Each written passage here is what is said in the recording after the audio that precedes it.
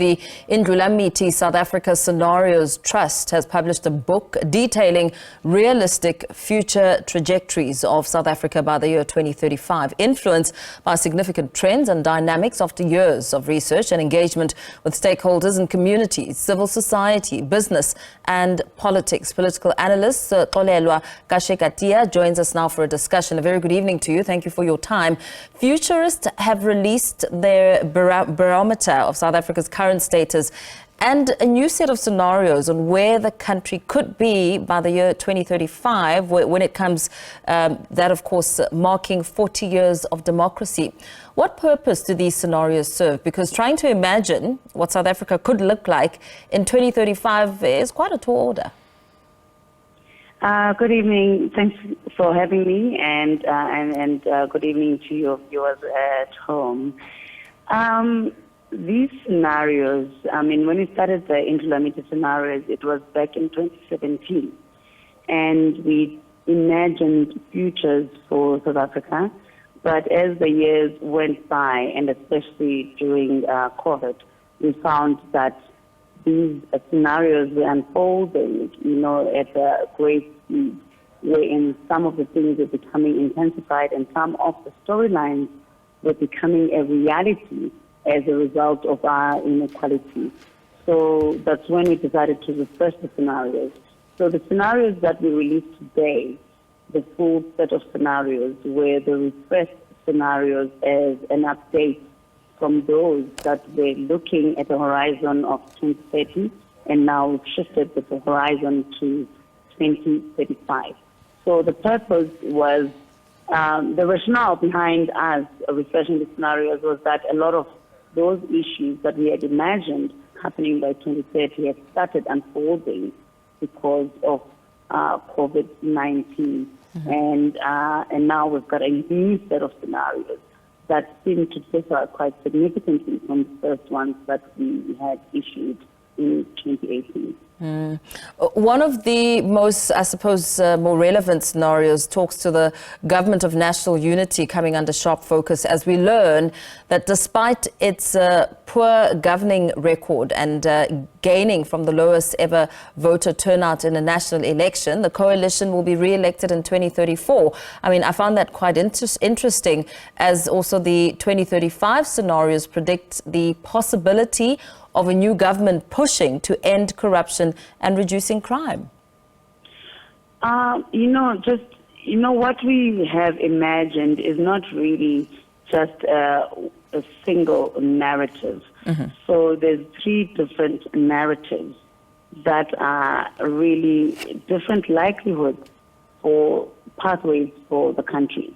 So it's not a singular story that we are telling. So what we came up with was first the Hadida scenario, which is a noisy democracy wherein we find that right is bickering and not agreeing on fundamental issues. And I mean, we already have a very noisy democracy, but it continues being that democracy. But what is common is that what we know is that the future is that of coalition government. And then the alternative, the second scenario, is that of a vulture culture, which is now a more populist or authoritarian coalition government that emerges and is more heavy-handed in terms of dealing with crime and other challenges that the country is facing. And as a result, it then leads to resentment. And the third one is that of a weaver culture, which also, as much as it sounds like the most desirable scenario, but it also comes after a lot of hardship, wherein citizens have to erupt into protest mode, wherein they challenge the status quo, eject the current government, and then another coalition emerges, and that coalition would then be that listens to its citizens and is prepared to actually collaborate with business, with labor, with civil society, and is a government, a coalition government that listens to the people. So it's three different scenarios going forward, not just a singular story. What was also quite interesting is that as the population nears 70 million, immigration increases and many South Africans reverse migrate, the country becomes a smart investment. How was that established? Well, that happens in the Weaver scenario, which is the third scenario.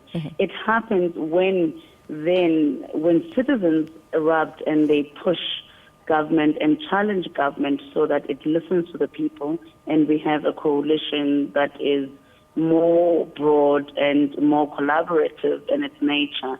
And then through that effort of civil society, business and government, then you find a coalition that is able to deliver on its promises, and as a result we see reverse migration. Whereas in the other scenarios, for example, in the vulture culture, it's the opposite, where we see South Africans becoming the major exports, wherein South Africans are the ones that are migrating out of the country. And lastly, a bit of encouragement also. In 2026, the scenario shows economic growth, the increased sustainability, owing then to a number of those structural reforms in the 2020s. I mean, that in itself paints a picture of some strides being made. Well, I mean, this is the issue with scenarios, that it all depends on the choices that we make today. Yes. To realize any of those three futures that we are imagining. So for us to realize the Hadida or the vulture culture or the Weaver scenario, which is what seems to be what we desire, it all depends on what we do today. Because based on the last scenarios that we developed, we had found from monitoring that we are in the worst case scenario, which is the Kwara, and that is a state of lawlessness where we have citizens that are disengaged and are just hopeless.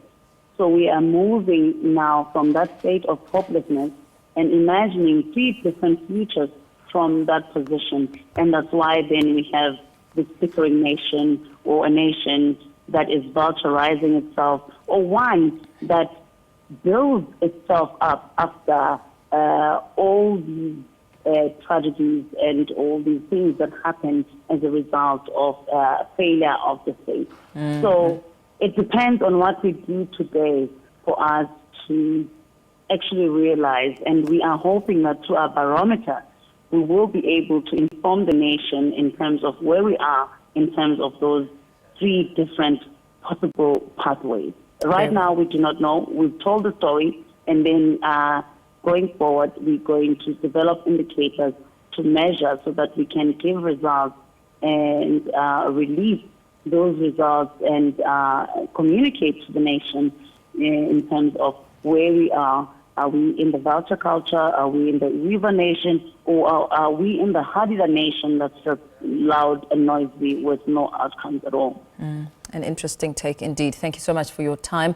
Political analyst Xolelwa, Kashe, Katiya there, just really speaking to us about the Indlulamithi South African Scenarios Trust, which a book has been published just detailing where South Africa could be, of course, dependent on the decisions of today.